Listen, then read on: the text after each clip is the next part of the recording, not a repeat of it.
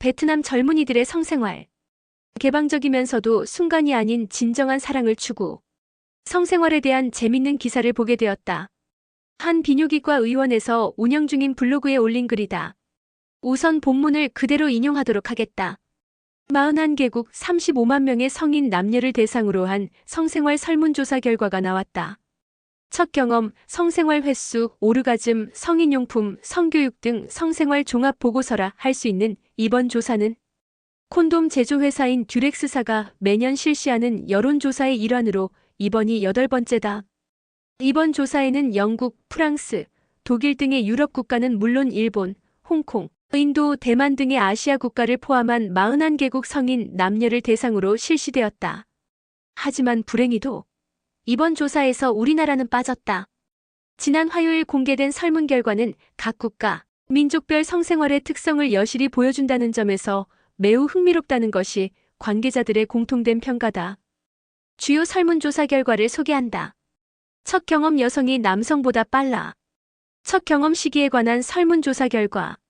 가장 흥미로운 사실은 여성이 남성보다 이른 나이에 첫 성경험을 한다는 사실. 여성의 첫 경험 나이는 17.5세였고 남성은 17.8세인 것으로 밝혀졌다. 가장 어린 나이에 성경험을 하는 나라는 아이슬란드로 그들의 첫 경험 평균 나이는 15.7세였다. 독일 16.2세, 오스트리아 16.3세, 브라질 16.4세 이 아이슬란드의 뒤를 이었고 41개국 중 아시아권의 국가가 가장 늦게 성경험을 하는 것으로 조사되었다. 첫 경험 평균 나이는 중국 18.1세, 일본 18.6세였고 베트남이 19.8세로 꼴찌. 내 영예를 안았다. 첫 경험 시기는 성교육 시기와 밀접한 관계가 있는 것으로 밝혀졌다. 성관계 횟수 프랑스 1위, 일본 최하위. 성관계 횟수, 즉 가장 왕성한 성생활을 영위하는 설문조사에서는 프랑스가 평균 137회로 1위를 차지했다. 그리스, 마케도니아 등의 나라가 프랑스와 근소한 차이로 상위권에 머물렀고 아시아권의 성인 남녀가 하위권을 차지했다. 가장 성생활을 하지 않는 나라는 일본으로 년 평균 44회에 머물렀다. 아시아권 국가 중 가장 높은 수치는 중국으로 90회였다. 또 프리섹스의 천국으로 유명한 스웨덴이 94회로 하위권에 머문 점도 눈길을 끈다. 성관계 횟수와 오르가즘의 관계. 조사된 설문 항목 중 가장 흥미로운 결과 중 하나인 오르가즘에 관한 설문조사. 조사 결과 오르가즘은 성관계 횟수와는 별 관계가 없는 것으로 조사되었고 또 국가별로 편차가 매우 심한 점도 눈길을 끌었다. 세계 평균 오르가즘 확률은 35%였다. 즉 100명 중 65명이 성관계 시 오르가즘을 느끼지 못한다는 결과였다. 이에 비해 성적 쾌락에 가장 민감한 나라는 이탈리아로 무려 61%가 매번 성관계 시 오르가즘을 경험하는 것으로 나타났다. 이에 비해 성관계 횟수 1위인 프랑스는 32%만이 오르가즘을 매번 느낀다고 응답. 평균치에도 미치지 못하는 수치를 보였다. 오르가즘에 가장 둔감한 하위군 3개국은 핀란드 24%, 인도 21%, 중국 19%의 순이었다. 성관계 파트너 1위 중국 19.3명, 최하위 베트남 2.5명. 깜짝 놀랄 만한 결과 하나. 이번 설문조사 결과 중 아시아 국가가 유일하게 1위를 차지한 항목이 바로 섹스 파트너의 숫자다. 중국과 일본이 각각 19.3명, 12.7명의 파트너를 경험한 것으로 밝혀져 상위권에 오른 것. 이에 비해 프랑스, 스페인, 네덜란드, 독일 등의 나라는 6명에서 8명의 파트너를 경험한 것으로 밝혀져 세계 평균인 10.5명에도 미치지 못하는 것으로 나타났다. 조사 대상 남녀 중 27%가 오직 한 사람과 성관계를 즐기는 것으로 조사된 점도 눈길을 끈다. 이에 비해 파트너가 10명 이상인 사람은 21%였다. 재미있는 성의학 퍼스트 비뇨기과 의원 잉크리북을 재인용. 아무래도 유교 영향권에 있는 아시아 국가들이 성에 관한 한 속도에서 서구에 밀리는 것은 사실인 것 같다. 특히 베트남이 19.8세에 첫 경험을 해 꼴찌를 했다는 사실은 믿기 어려웠다. 내가 알고 있는 한 매니저의 경우 2달에 한 번꼴로 여자친구가 바뀌어서 가끔 그를 만나면 이번에 또 바꿨냐고 물으면 시익 웃고 만다. 그런데 새로 바뀌었다는 여자들이 나도 알고 있는 직원이거나 주변에서 알고 있던 사람이라는 것에 나는 놀랐지만 그 친구와 여자친구도 아무렇지 않은 듯하여 놀랍기까지 하다. 하지만 설문조사의 결과이니 믿어야 하지 않겠는가?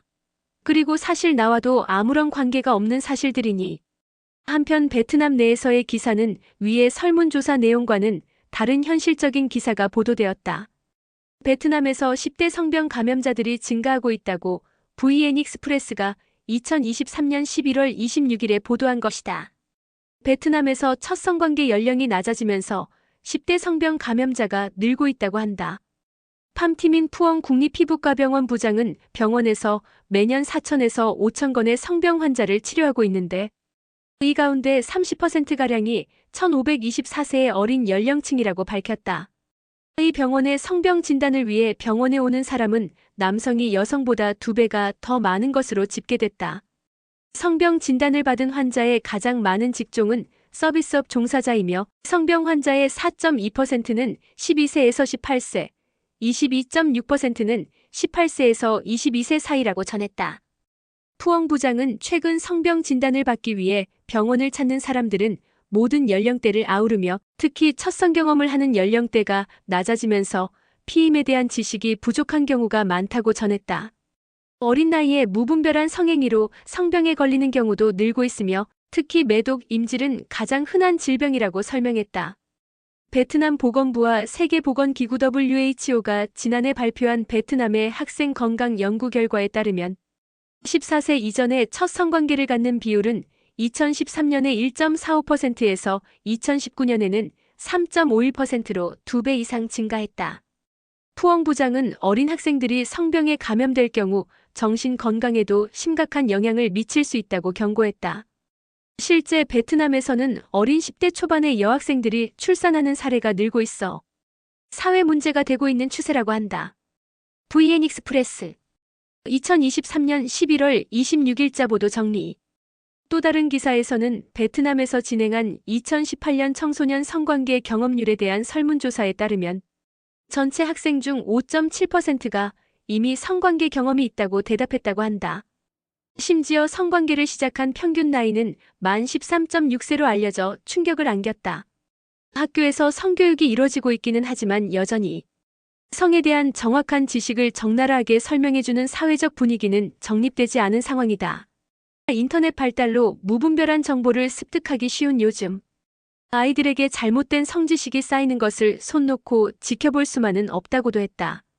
베트남의 젊은이들은 도이머의 개혁 개방 정책만큼이나 성문화에 대한 개방이 빠른 것 같다. 한편 한 가지 짚고 넘어가야 할 사실은 베트남 사람들의 성관계 파트너의 숫자가 2.5명으로 가장 낮다는 점인 것 같다.